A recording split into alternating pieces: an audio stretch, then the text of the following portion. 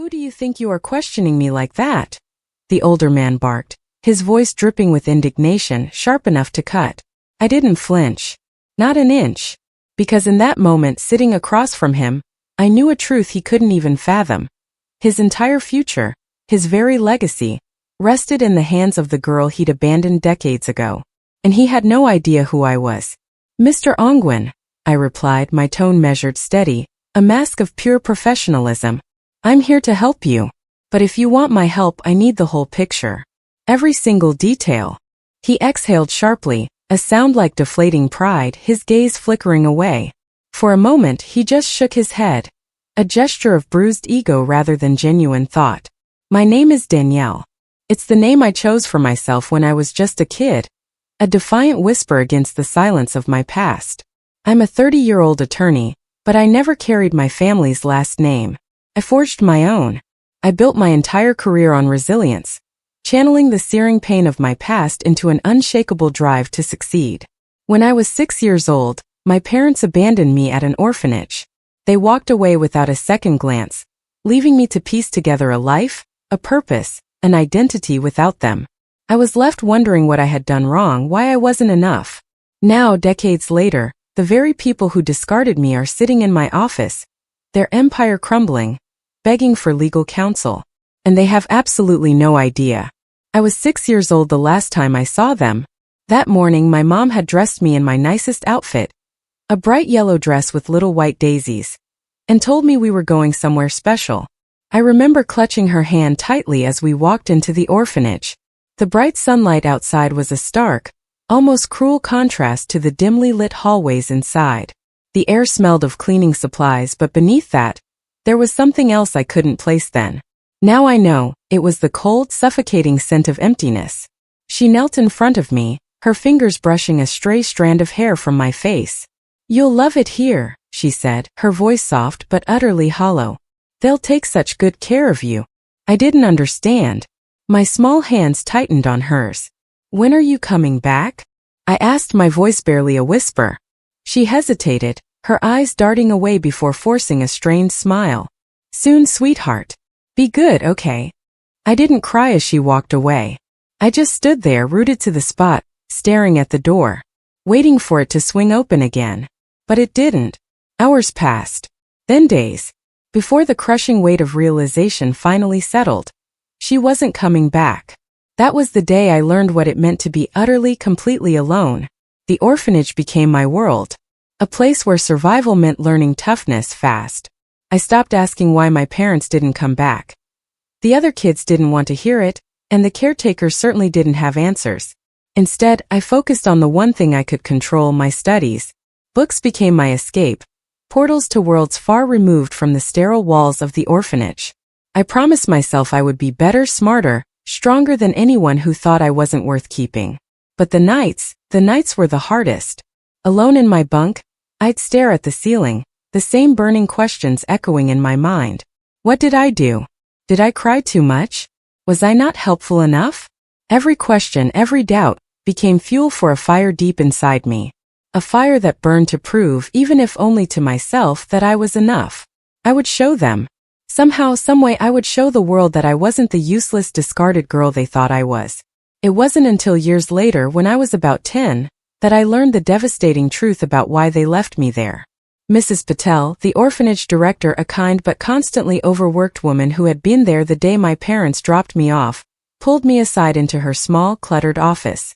She'd always seemed to carry a quiet sorrow for me, in a way I hadn't fully understood.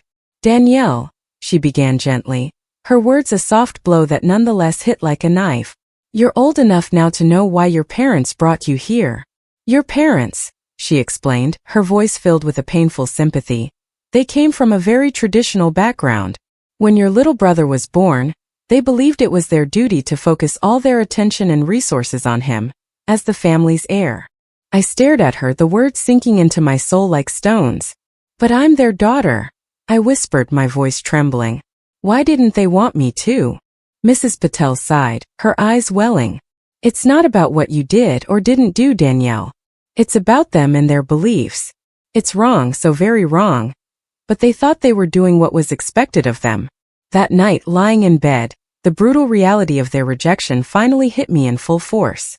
They hadn't left me because of anything I did. They left me because of who I was, a girl.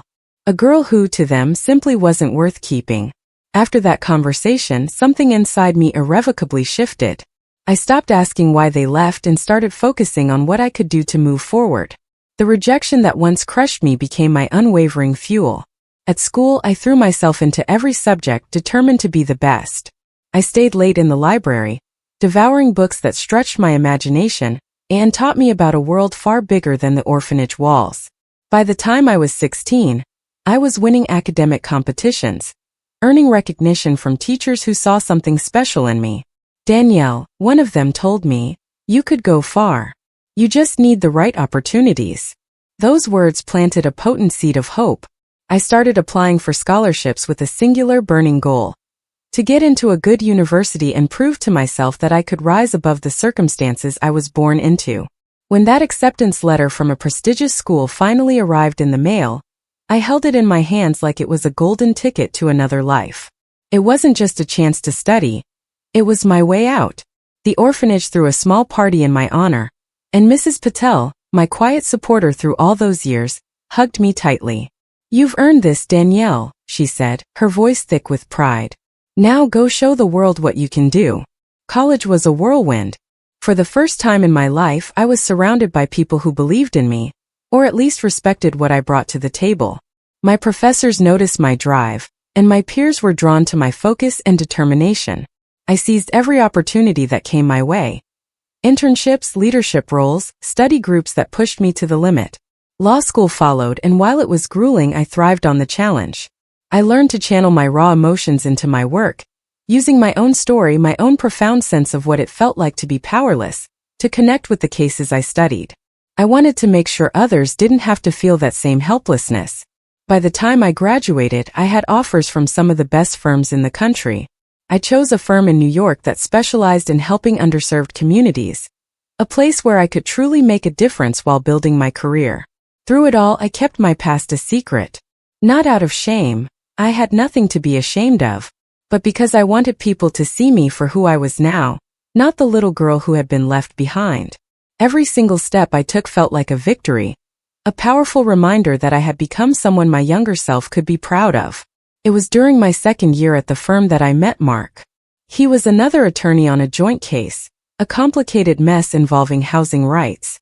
At first, he was just another name in a sea of professionals.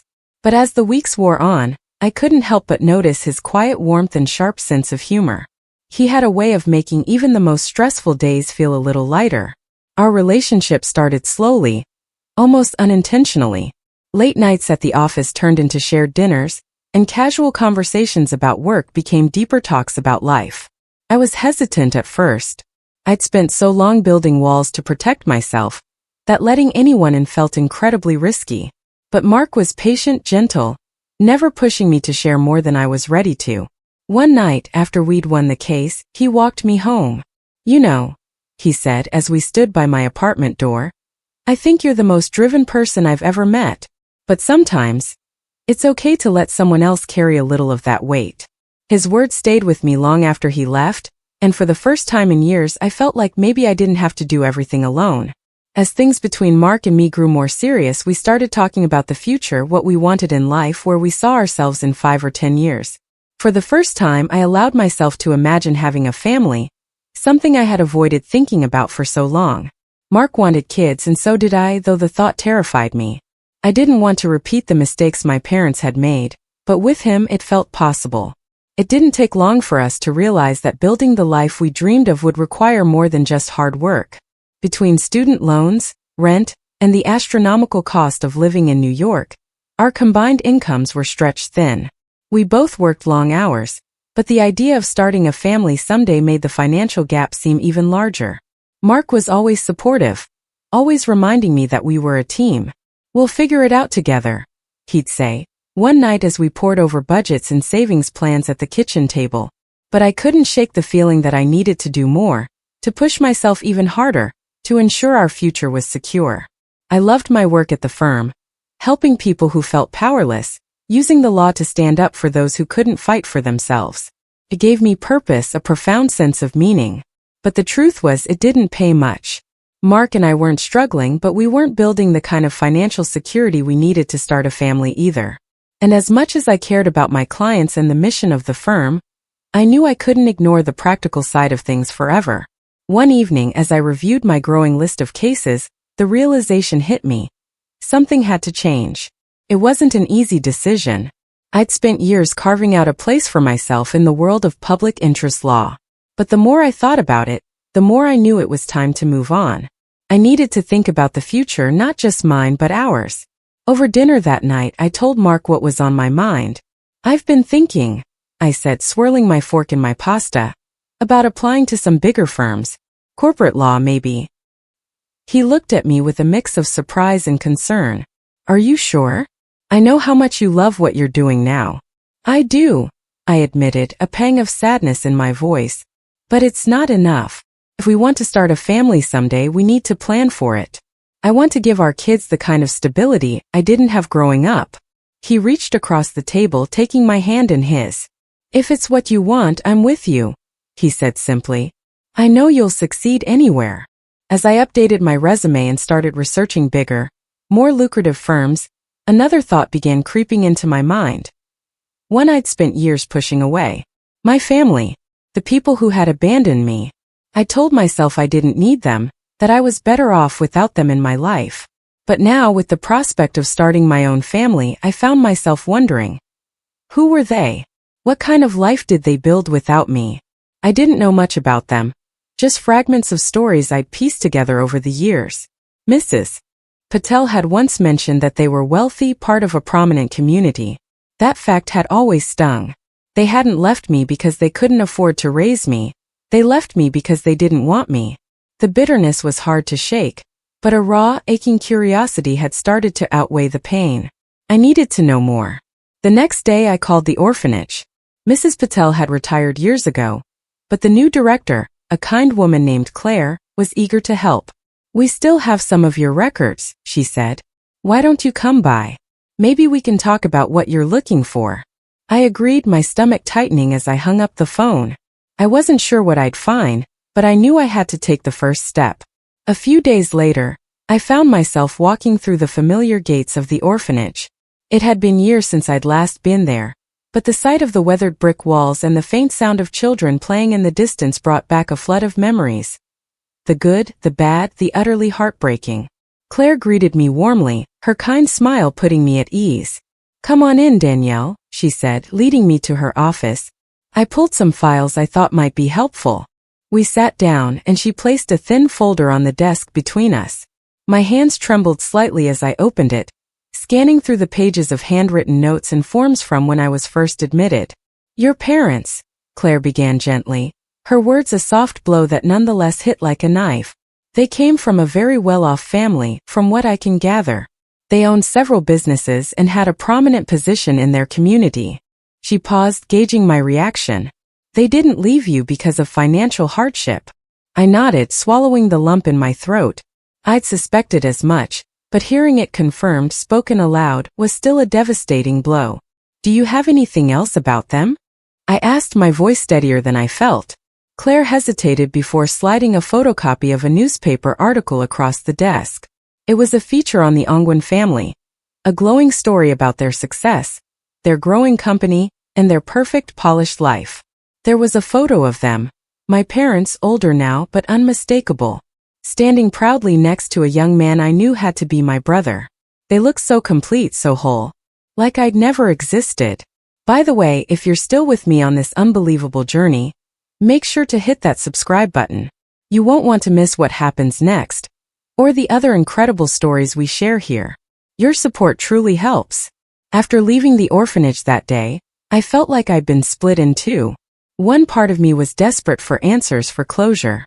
The other screamed to let it go. What good would it do to dig up the past? They'd made their choice and I'd made mine. I had worked too hard, fought too fiercely, to let their rejection define me any longer. I shoved the folder of information into a drawer at home and decided to focus on my future instead. A few weeks later, my efforts paid off. I received an offer from a top corporate law firm, Exactly the kind of job that could provide the stability I needed to start the life Mark and I had been dreaming of. The pay was incredible, and the opportunity to work on high-profile cases was everything I'd hoped for. When I told Mark, his face lit up with pride. "I knew you'd get it," he said, pulling me into a hug. "You deserve this, Danielle." I threw myself into the new role, determined to prove myself all over again. The work was challenging, but I thrived on the pressure. Long hours in the office left little time to dwell on my past, on my family, or the questions I'd left unanswered. For a while it seemed like I'd made the right choice, leaving the past where it belonged. A couple of years passed, and life changed in ways I hadn't imagined. Mark and I welcomed our daughter Mia into the world, a tiny, perfect bundle of joy who turned our lives upside down in the best possible way. Becoming a mother brought out a side of me I didn't know I had. I wanted to give Mia everything I hadn't had growing up. Unconditional love, security, and the unwavering knowledge that she was wanted, cherished, absolutely adored. At the same time, my career was flourishing. I had become one of the youngest senior attorneys at the firm, handling major clients and earning a reputation for my precision and drive. The long hours were still there, but with Mia waiting for me at home, I found a new vital balance. Mark was my rock, stepping in whenever I needed to stay late or prepare for a big case. We were building the life we dreamed of, one built on mutual respect and profound love. And yet, every so often, in the quiet moments when I'd rock Mia to sleep, a shadow of the past would creep in. I'd think about the choices my parents made, about how they'd left me behind without a second thought. Holding Mia in my arms, I literally could not fathom how anyone could do that to their child. I pushed the thoughts away, telling myself it didn't matter. I had my family now, the one I'd chosen, the one that mattered more than anything. One morning I walked into my office, coffee in hand, ready to dive into another packed day of meetings and case prep. My assistant knocked lightly on the door just as I was sitting down. "Danielle," she said with a bright smile, "Mr. Roberts wants to see you in his office. He said it's about a new client." I set my coffee down and straightened my blazer, curiosity piqued. New clients were always an exciting challenge, and I prided myself on being the firm's go-to for high-stakes cases. As I stepped into Mr. Roberts's office, he looked up from a stack of papers and gestured for me to sit. "Good morning, Danielle," he began, leaning back in his chair. "We've taken on a significant new client. It's a bit of a complicated case. Financial mismanagement, lawsuits, potential bankruptcy. High profile but discreet. And I think you're the right person for the job." He slid a file across the desk toward me. "This one's all yours." I picked up the folder and flipped it open, scanning the top page. The name at the top made my heart absolutely stop. Ongwen Holdings. My parents' business. My breath caught in my throat as I stared at the familiar name, the memories of the orphanage and that faded newspaper article rushing back, all at once in a tidal wave. I looked up at Mr. Roberts, struggling to keep my face neutral, utterly blank. "Thank you," I said evenly, the words feeling foreign in my mouth. "I'll get started right away." I walked back to my office in a daze, clutching the folder like it might vanish if I let it go. My mind raced, a whirlwind of emotions I couldn't quite pin down. Anger, confusion, a morbid curiosity. They all swirled together, leaving me breathless. I closed the door behind me and sat down at my desk, staring at the name on the file. Ongwen Holdings. My parents' company. For a long time I didn't move. I just sat there torn between the instinct to shove the file into a drawer and forget it existed, or to dive into every detail and see how far they'd fallen. What were the odds that after all these years they'd end up in my office needing my help? The bitter irony wasn't lost on me. I'd spent my whole life trying to forget them, trying to build a new identity, and now they were here on paper at least, intruding on the life I'd meticulously built for myself. After a moment of hesitation, I opened the folder. If I was going to handle this case, or decide not to, I needed to know exactly what I was dealing with. The first few pages outlined the basic facts. Ongwen Holdings was teetering on the brink of bankruptcy, entangled in multiple lawsuits from creditors, partners, and even former employees. It was a financial disaster, the kind that screamed of neglect and gross mismanagement. As I delved deeper into the documents, one name kept appearing. Ba Ongwen. My brother. The special one. The golden child. the one they'd chosen over me. Apparently, he'd been handed the reins of the company a few years ago and had driven it straight into the ground. Misguided investments, a colossal failure to adapt to market trends, and utterly reckless spending had left the business in shambles. Every page I read felt like a punch to the gut. I leaned back in my chair, letting out a shaky breath. It was almost poetic, really. The family that had thrown me away to prioritize their son now sat on the edge of ruin because of him. And here I was, their last hope. The one person who could potentially save them. The irony was as sharp as a blade, cutting through the whirlwind of emotions swirling inside me. That evening I walked through the door still holding the folder, like it might slip through my fingers. Mark was in the kitchen, bouncing me on his hip while stirring a pot on the stove. The smell of dinner should have been comforting, but I felt too unsettled to even notice. "You're home early," he said with a warm smile, glancing at me. "Everything okay?" I hesitated, placing the folder on the counter. "Not really," I admitted. "There's something big I need to tell you." He immediately set Mia down in her playpen and turned to face me, concern etched on his face. "What's going on?" I took a deep breath and told him everything. The new client, the name on the file, and the entire history I'd spent so many years trying to leave behind. As I spoke, his expression shifted from surprise to disbelief, and finally to a quiet understanding. "So let me get this straight," he said, his voice calm but deliberate. "The family who abandoned you is now sitting in financial ruin, and their survival depends on you."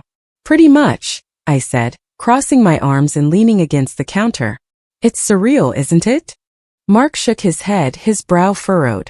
"What are you going to do? Are you even considering taking the case?"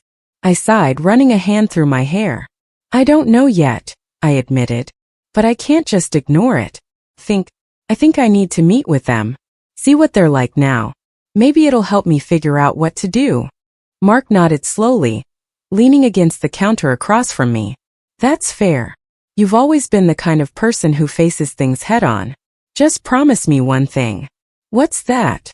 I asked, meeting his steady gaze. "Do what's best for you," he said, his voice firm. "Not for them. Not for anyone else. You don't owe them anything, Danielle.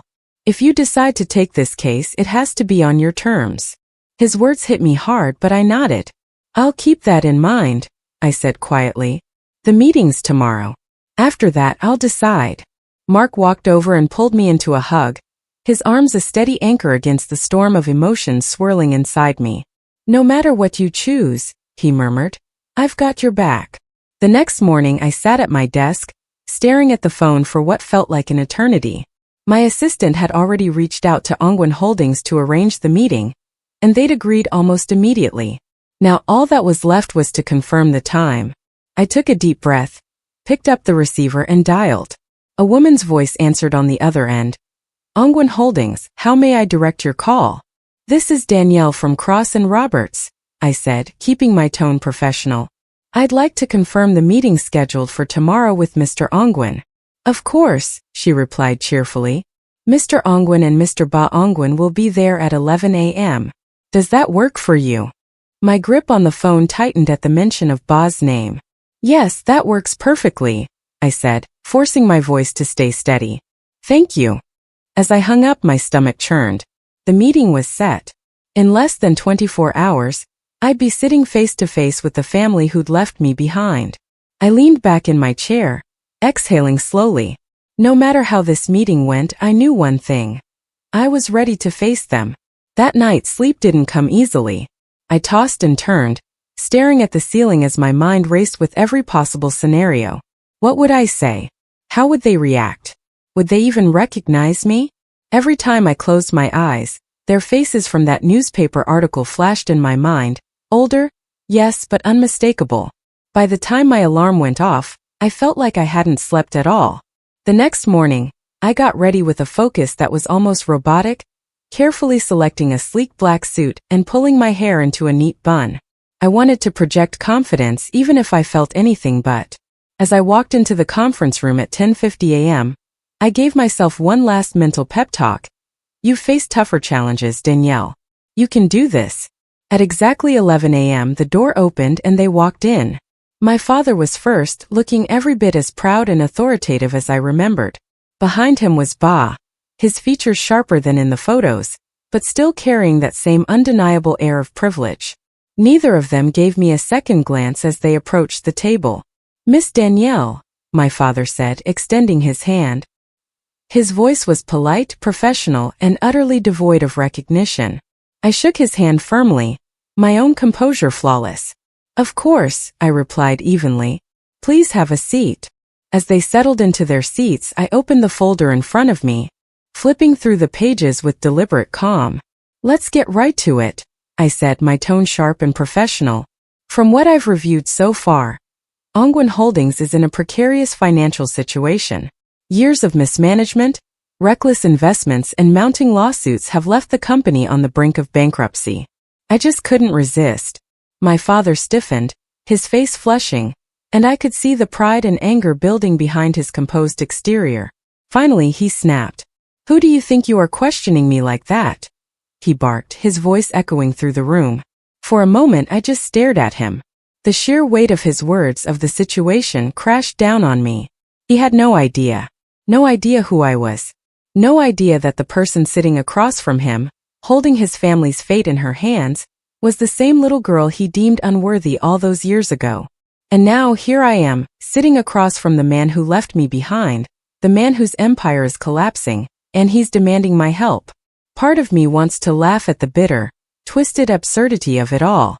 Another part of me just wants to scream. He doesn't even recognize me. He doesn't see the person I've become, the person who is now in complete control of what happens next. So, I'm asking you, my audience, my friends, if you were me, what would you do in this exact moment? Would you confront him here and now, rip off the mask, and force him to see the truth of who the person he abandoned has become?